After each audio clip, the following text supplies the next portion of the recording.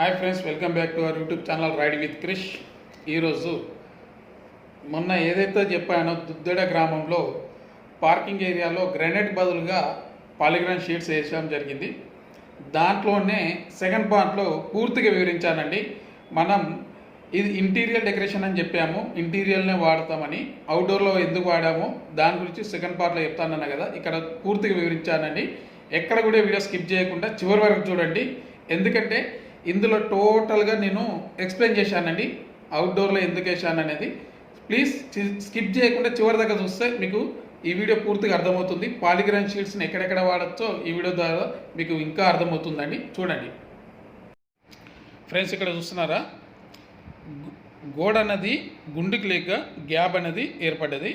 ఒక దగ్గరేమో షీట్ అనేది గ్యాప్ లేకుండా వచ్చింది, కిందికి చూస్తేనేమో గ్యాప్ ఉంది, అలాగే పైకి పోయినా కొద్దీ గ్యాప్ అని వస్తుంది.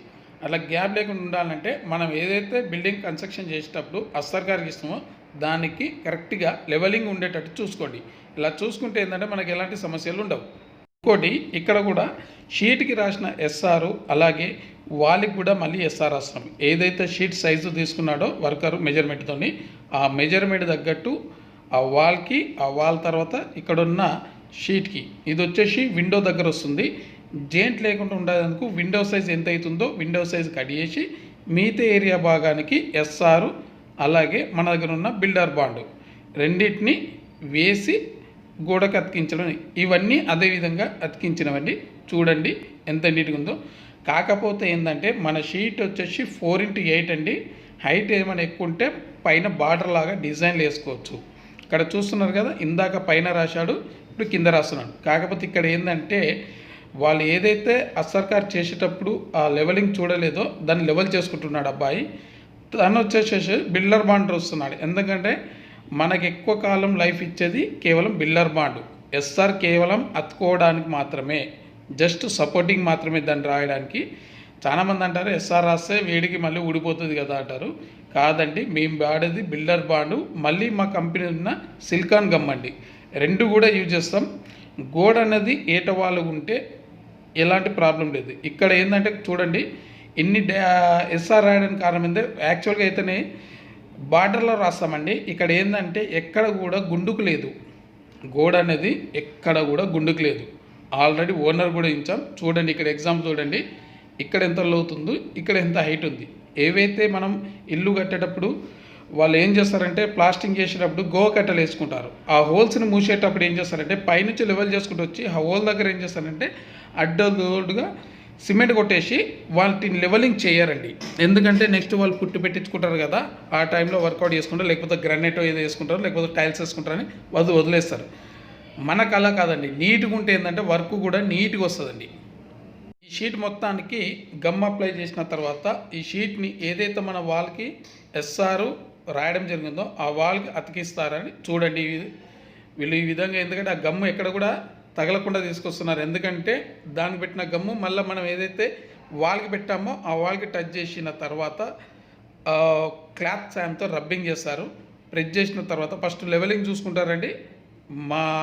చాలామంది అనుకుంటారు ఈజీ కదా, జస్ట్ అతికేయడమే కదా అనుకుంటారు. కాదండి, ఫస్ట్ కింది నుంచి పైదాకా మనం ఏదైతే ఎస్ఆర్ రాసినామో దాని లెవెలింగు, మన షీట్ సైజు 2 ప్లస్ పక్కపంటి బార్డర్ తీసుకున్న తర్వాత ఈ విధంగా ఏదైతే మనము బిల్డర్ బాండ్ పెట్టామో ముద్దలాగా దాన్ని స్ప్రెడ్ చేస్తున్నాడు తన చేతులతోని. ఎందుకంటే ఫస్ట్ ఎస్ఆర్తోని షీట్ అనేది కొద్దిసేపు ఆగుతుంది, తర్వాత బాండ్తోనేనండి.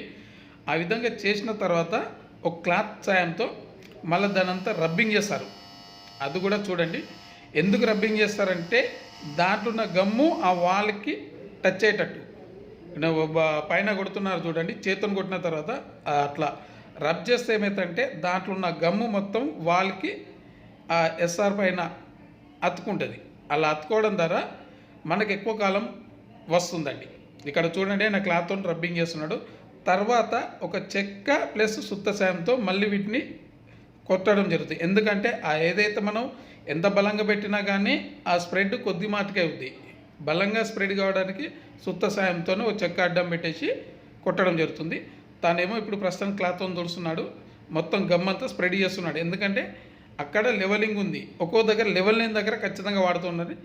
ఎక్కడ కూడా వీడియో స్కిప్ చేయకుండా చివరి దాకా చూడండి, ఎందుకంటే ప్రతిదీ కూడా ఉంది సార్. ఇక్కడ చూడండి, ఏదైతే ఇందాక మనం షీట్ వేసినప్పుడు ఎంత అయితే గ్యాప్ కనిపించిందో ఆ పక్కపంటి షీట్ వేసిన తర్వాత మేము కార్నర్ బీడింగ్ వేసాం. ఎందుకంటే ఆ రెండింటి మధ్యలో రెండు కార్నర్లు ఒక దగ్గరకు వచ్చినప్పుడు అయితే ఎవరన్నా దానికి టచ్ అయింది అనుకోండి, దెబ్బ అనేది బలంగా తగులుతుంది. అలా కాకుండా ఉండేందుకు ఏంటంటే బార్డర్లో వచ్చేసి మేము మన కార్నర్ బీడింగ్ వేసాం. దానివల్ల ఏంటంటే కొద్దిగా గ్రాండ్ లుకింగ్ అని ఆడుతుంది. మళ్ళీ ఇంకోటి ఏంటంటే ఎక్కడ కూడా మన పాలిగ్రాన్ షీట్స్కు లోగో వచ్చేసి ఈ విధంగా ఉంటుంది. ఇక్కడ చూడండి ఫ్రెండ్స్, ఇక్కడ విండో పక్కన ఏంటంటే గోడ హైటు ఓ దిక్కు తక్కువ ఓ దిక్కు ఎక్కువ అయింది, అందుకే గ్యాప్లను వస్తుంది. ఈ గ్యాప్ కనిపించకుండా మేము ఏం చేసామంటే దీనికి సంబంధించిన కలరు ప్లస్ కలిపి ఆ గ్యాప్లో ఫిలప్ చేయడం జరిగింది. ఆల్రెడీ మేము ఓనర్ కూడా చెప్పాం, సార్ మీరు బీడింగ్ వేసుకుంటే బాగుంటుంది, ఇంకా గ్రాండ్ లుకింగ్ ఉందంటే తను ఏమైనా అంటే నాకు వితౌట్ బీడింగ్తో వేయండి, కాకపోతే గ్యాప్లు కనిపించకుండా దాంట్లో ఏమైనా పెట్టండి అన్నాడు. వాళ్ళ సలహా మేరకే ఆ విధంగా వేయడం జరిగింది.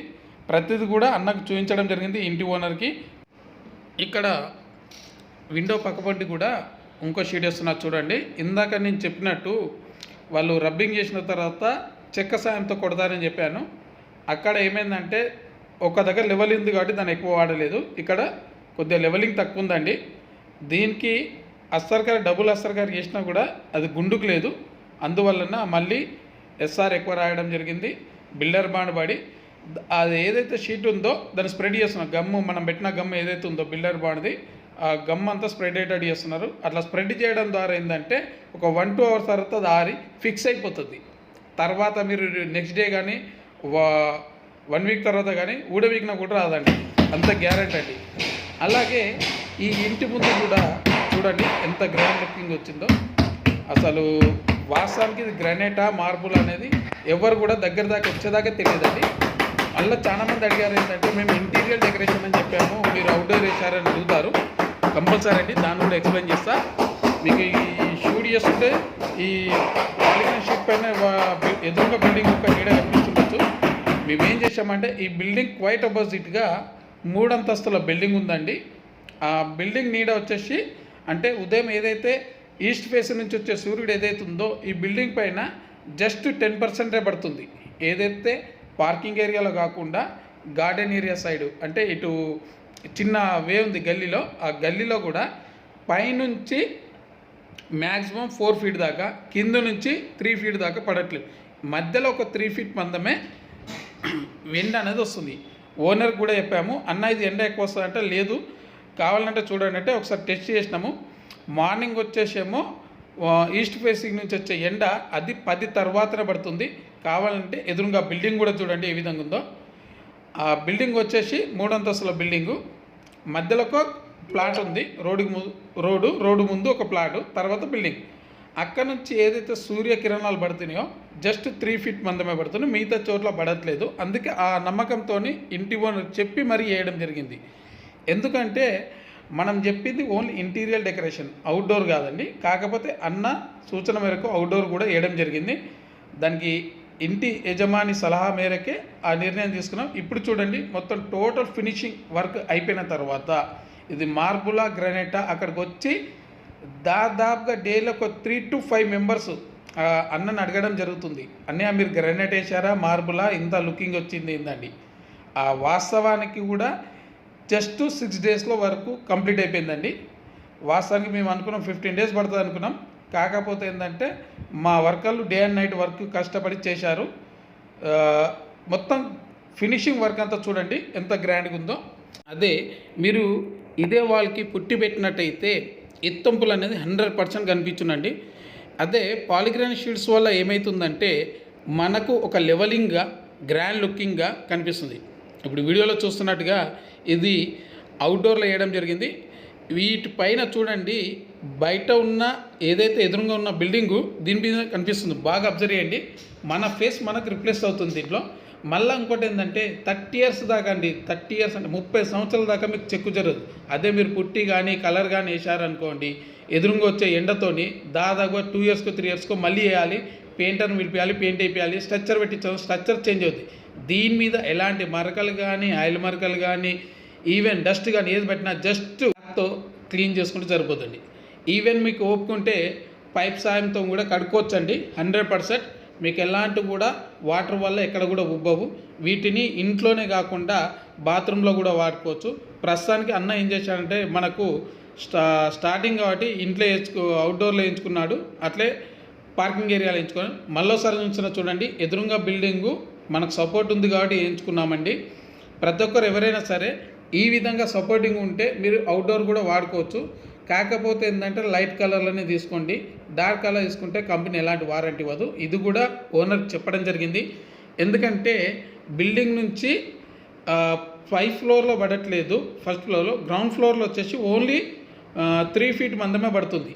దానివల్ల పెద్ద ప్రాబ్లం ఏం లేదు, మేము కూడా కంపెనీ వారికి చెప్పడం జరిగింది. అలాగే ఇంటి యజమానికి చెప్పిన తర్వాతనే ఈ షీట్లు వేయడం జరిగింది.